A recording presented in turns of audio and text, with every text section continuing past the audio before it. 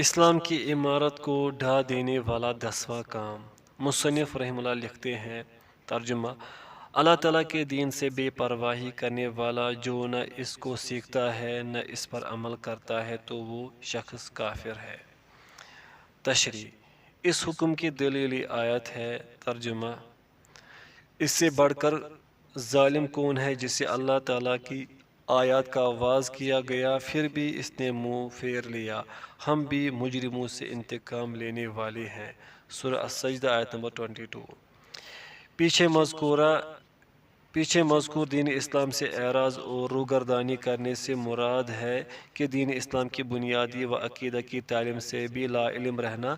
جن بنیادی عقائد و تعلیم سے آدمی مسلمان بنتا ہے ان سے مراد تفصیلی علم نہیں ہے، کیونکہ تفصیلی علم تو صرف علماء و طلباء دین کو حاصل ہوتا ہے۔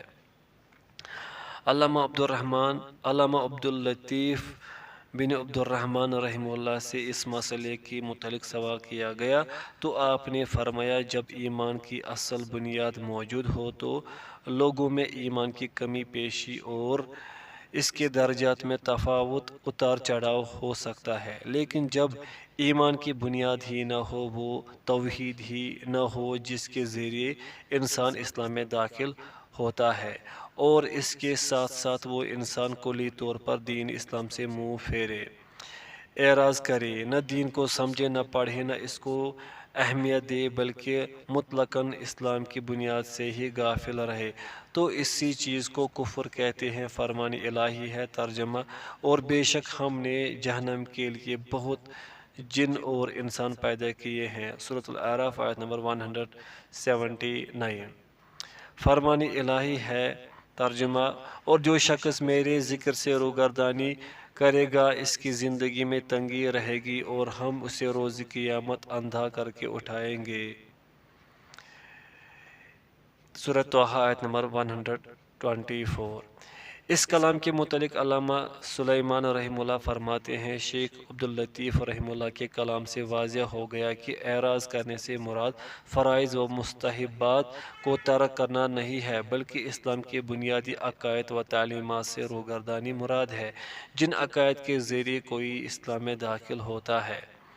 علامہ ابن القیم رحمہ اللہ لکھتے ہیں، کفر اور اعراض سے مراد وہ کفر ہے جس میں کوئی شخص اپنے دل اور کانوں سے رسول اللہ صلی اللہ علیہ وسلم کے اقوال سے اعراض کرے، رسول اللہ صلی اللہ علیہ وسلم کی نہ ہی تصدیق کرے اور نہ ہی تکذیب کرے، رسول اللہ صلی اللہ علیہ وسلم سے نہ ہی دوستی رکھے اور نہ ہی دشمنی رکھے، اور رسول اللہ صلی اللہ علیہ وسلم جو کتاب و سنت لائے ہیں ان کی طرف مائل نہ ہو۔ مدارج السالکین۔ اعراض کے معنی کی وضاحت کے بعد آپ کے سامنے ہمارے زمانے اور پچھلے زمانے کے قبروں کے پجاریوں کا حکم واضح ہوگا۔ آپ دیکھیں گے کہ بہت سے لوگ ایسے ہیں جنہوں نے کبھی اسلام کی بنیادی عقائد پر غور ہی نہیں کیا، ایمان باللہ اور عقیدہ توحید کو سیکھا اور جانا ہی نہیں۔ کلمہ پڑھنے والے کلمہ کی حقیقی مفہوم سے ناآشنا ہیں، کیونکہ انہوں نے کلمہ کے تقاضوں کو نہ سمجھا اور نہ سمجھنے کی کوشش کی، بلکہ ان کے دل و دماغ ہمیشہ رسول اللہ صلی اللہ علیہ وسلم سے اعراض کرتے نظر آتے ہیں، اور یہ لوگ نہ کسی واعظ کی اور نہ ہی کسی ناصح کی نصیحت کی پرواہ کرتے ہیں۔ فرمان الہی ہے۔ ترجمہ: اور کافر لوگ جس چیز سے ڈرائے جاتے ہیں منہ موڑ لیتے ہیں۔ سورۃ الاحقاف آیت نمبر 3۔ اللہ اور رسول صلی اللہ علیہ وسلم سے منہ موڑنے والوں کے متعلق یہ کہنا درست نہیں کہ یہ جاہل ہیں لہذا کافر نہیں ہے۔ جاہل کو جب اس کی غلطی بتائی جاتی ہے تو وہ حق بات کو مان لیتا ہے اور اپنی غلطی سے رجوع کرتا ہے، لیکن یہ بتوں اور غیر اللہ کی عبادت پر ڈٹے ہوئے ہیں اور اللہ اور اس کے رسول صلی اللہ علیہ وسلم کی باتوں پر کان ہی نہیں دھرتے، اور جو شخص ان کے باطل ہونے پر تنقید کرے اس کو ایذائے پہنچاتے ہیں، اسے لوگوں کے لیے جہالت کو بطور عذر پیش کرنا صحیح نہیں ہے۔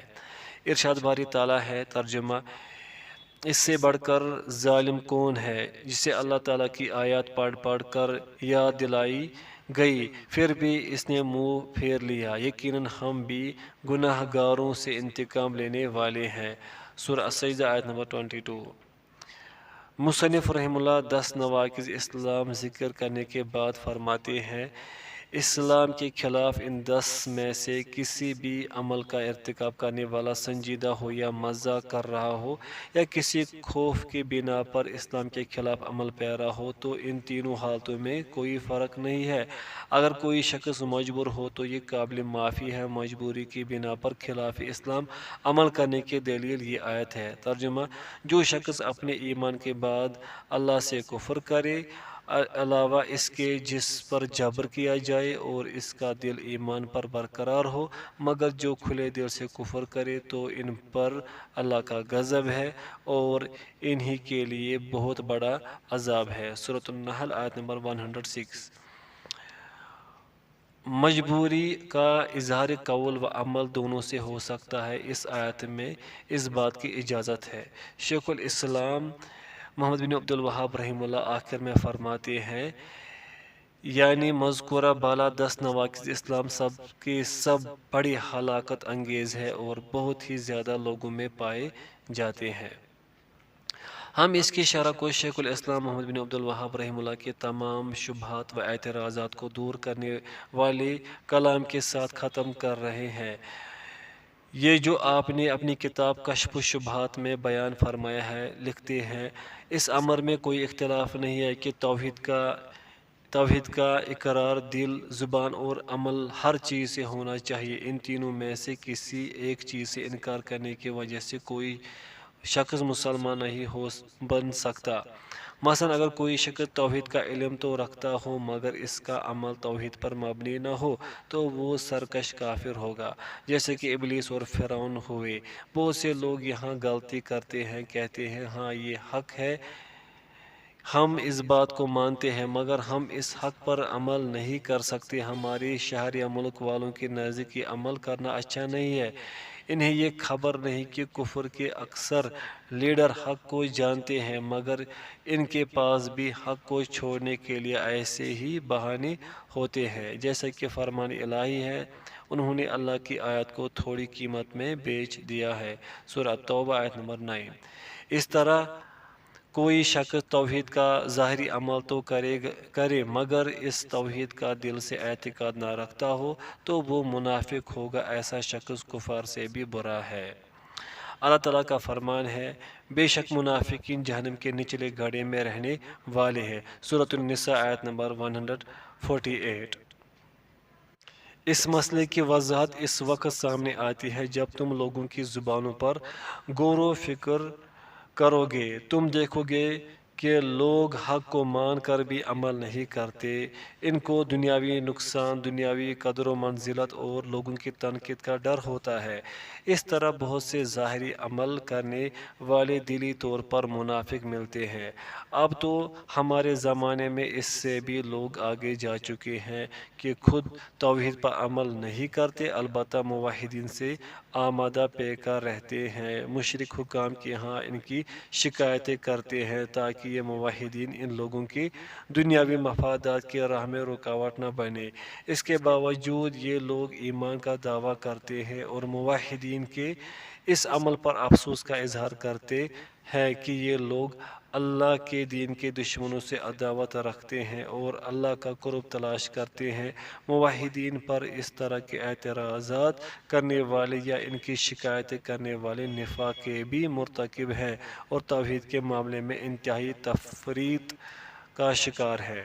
لیکن عزیزان گرامی، آپ کو چاہیے کہ قرآن کی 2 آیات پر غور و فکر کریں۔ پہلی آیت میں ارشاد الہی ہے، ترجمہ: عذر پیش نہ کرو، تم ایمان لانے کے بعد کافر ہو گئے ہو۔ سورہ التوبہ آیت نمبر 65۔ رسول اللہ صلی اللہ علیہ وسلم نے جب اہل روم کے خلاف جہاد کیا تو اس موقع پر بعض منافقوں نے ازراہ، طنز و مزاح کلمہ کفر ادا کیا تھا۔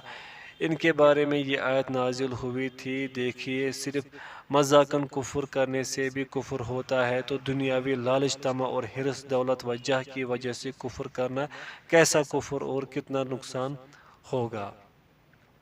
دوسری آیت میں اللہ کا فرمان ہے، ترجمہ: جو شخص اپنے ایمان کے بعد اللہ سے کفر کرے، علاوہ اس کے جس پر جبر کیا جائے اور اس کا دل ایمان پر برقرار ہو، مگر جو کوئی کھلے دل سے کفر کرے تو ان پر اللہ کا غضب ہے اور انہی کے لیے بڑا عذاب ہے۔